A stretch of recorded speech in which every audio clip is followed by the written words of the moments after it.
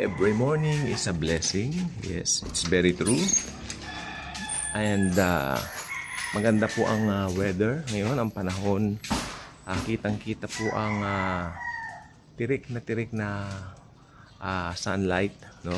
This morning, every day, nung naging Kristiyano po tayo, every day is pare-pareho na po.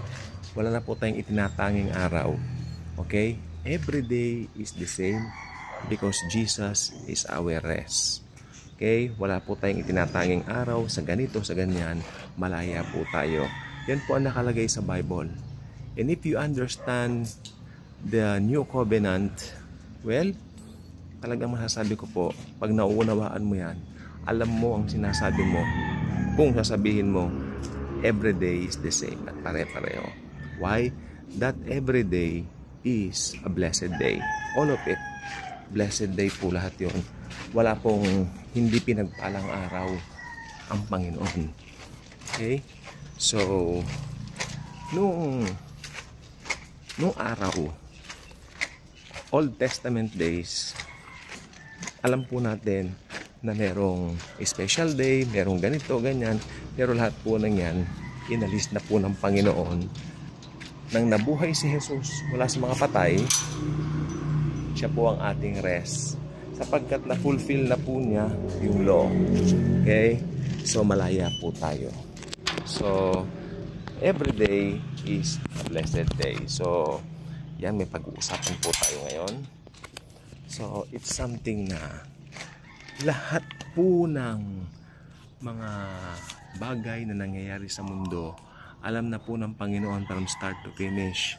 Okay? So, ito po yung panahon. Napansin ko po itong panahon po natin ngayon. Ito po yung panahon na ang dami pong mga hindi magandang mga balita na nasasaksihan po natin sa social media, sa mga ganito, sa ganyan.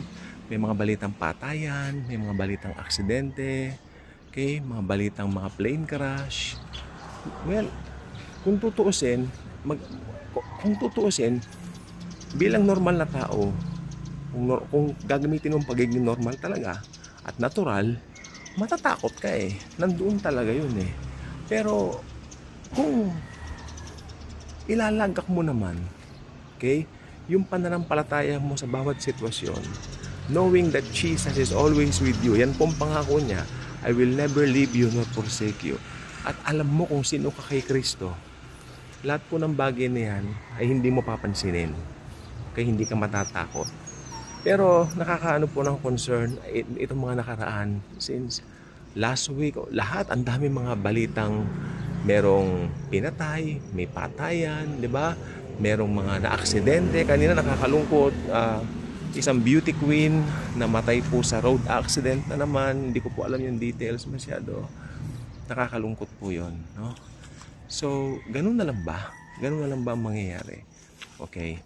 So, tayo po, meron po tayong sandigan sa bawat araw.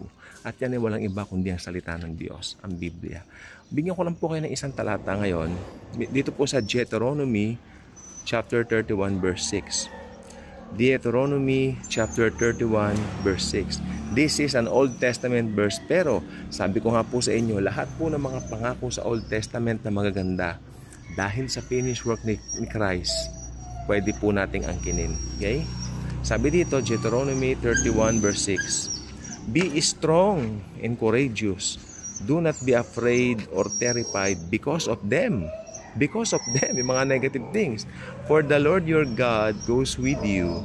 He will never leave you nor forsake you. Yung parallel na yan, di ba? Sabi ni Jesus, I will never leave you nor forsake you. Ibig sabihin, Old Testament pa lang may pangako ng Panginoong Hesukristo. At tinupad niya ng New Testament at ngayon, patuloy niya itong isinasagawa sa atin. Iniingatan po niya tayo. Okay? So, wag po tayong matatakot. Ang matakot po ay kawalan ng, I can say, kawalan ng pananampalataya. At anything na ginawa mo na walang pananampalataya is a sin. Okay? So, yun ang po gusto ko po sabihin sa araw na ito. Maganda po ang day na ito. Pinagpala po itong araw na to. Huwag nating hayaan lamunin tayo ng negativities. Huwag nating hayaang lamunin tayo ng takot.